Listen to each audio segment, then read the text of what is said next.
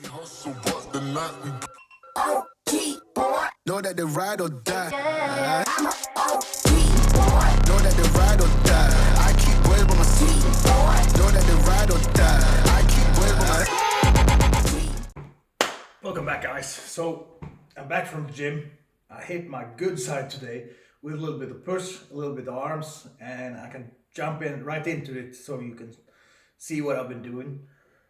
This is like the second time I train push, and now I train every other day and even have the weekend off. So it's like push, pull, legs, and sometimes I train legs 2 times a week, and you don't stimulate that much training the way I do with the left side, so it doesn't really matter if I do push or pull or how much I put into that workout, because you ain't gonna stimulate enough to grow anything. It's only like damage control, so I don't look like shit.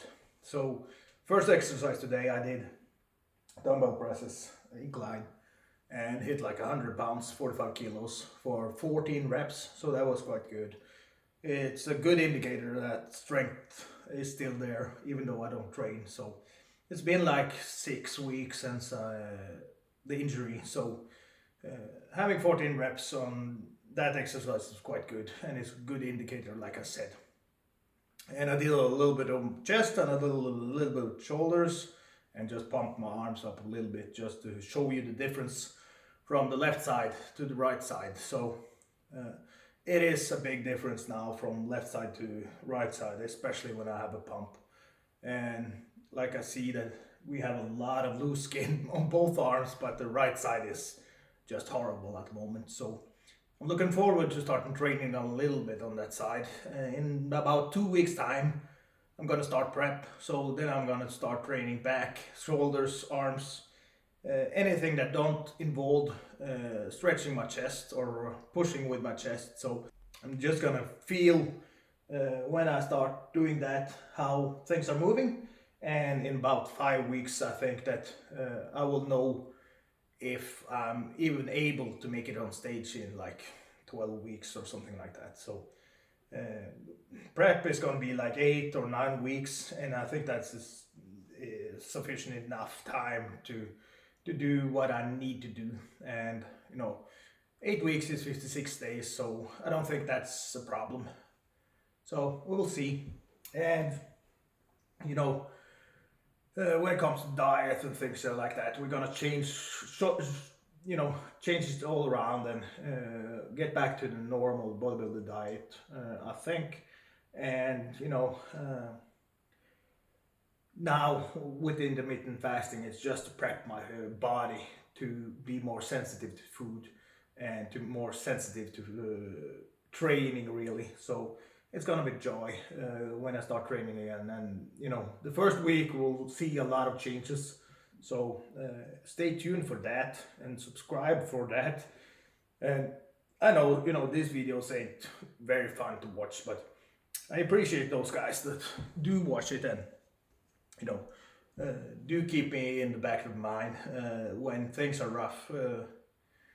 It takes a toll on anybody, but it's like I said before, it's a it's a slight bump in the road, but when it comes to life in general, this is nothing.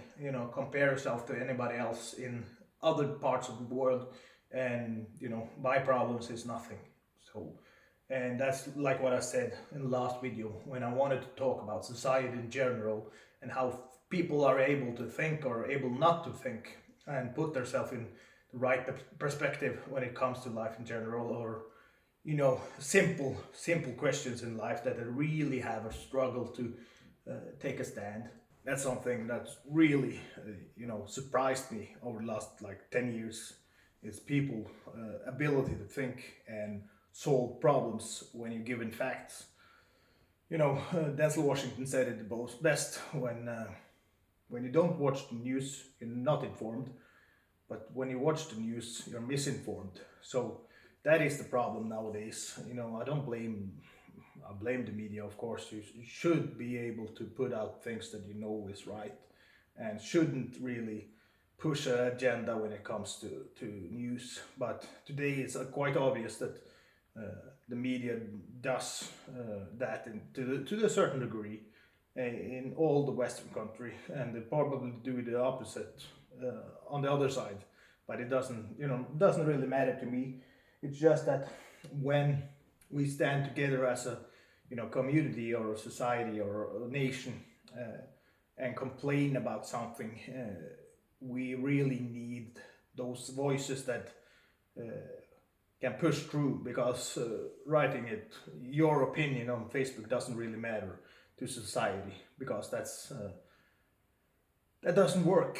As simple as that. And people, they tend to repeat what is said and not think for themselves. So that's what I'm thinking about, when I talk about that. And like I said, we're gonna put some information out there, not like information, but we're gonna talk a little bit about the different views of people and why we end up so divided when it comes to all the things I said. You know, it's very weird to me that the last 10 years has been so detrimental to society, just because like when it started with Trump and things like that, and went on to the flu, and now it's Ukraine and things like that. It's very weird to me that we can divide over questions that really ain't our problem to be solving. We should stand together for things that matter, and one of those things that really is pushed now, that people don't, I don't know if they see it, but the limitations in society, the amount of freedom we have now compared to like 50 years ago. It's very weird that we can act like everything is okay when we have this cancel culture. And in the United States it's called the Second Amendment. It's like the freedom of speech. You can say whatever you want, and you can say it to whoever you want, but you need to stand for it. And if it comes, consequences of what you say, you need to stand for those too. But in today's society, we cancel those people that we don't like, and we've seen a couple of cases now, which really shows us that it doesn't work. We had that thing with Andrew Tate on the top of my head. That's very weird, because it doesn't work. Even though he is like a motivator and want to inspire people, as soon as they shut him up, nobody is talking.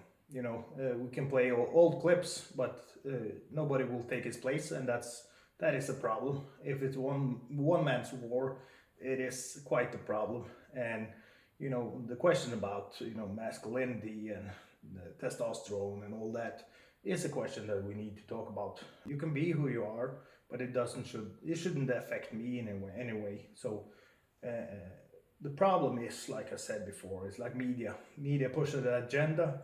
And when you meet people, new people, different people, you already had a thought in the back of your mind how these people are, and that is a problem. Bodybuilding has had this for all the time. The stigma around bodybuilding and people with a higher testosterone level is enormous. Anybody that lifts a little bit of weights know this.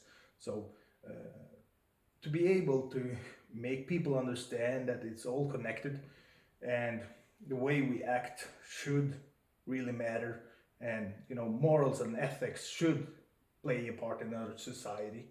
So I don't want to ramble on about this, but you saw my workout, and we'll film a little bit next week. I don't know what I'm gonna film, because that's a large part of the intermittent fasting. Maybe we'll show some weight, and maybe we'll push a little bit harder into that last week before prep.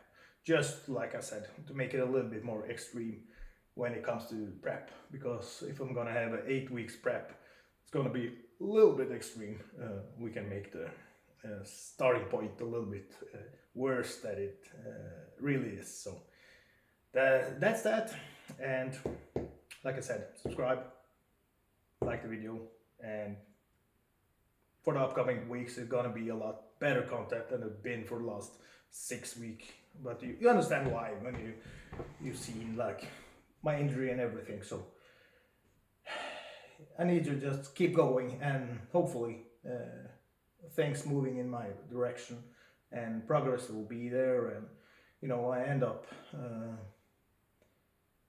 better than I ever was.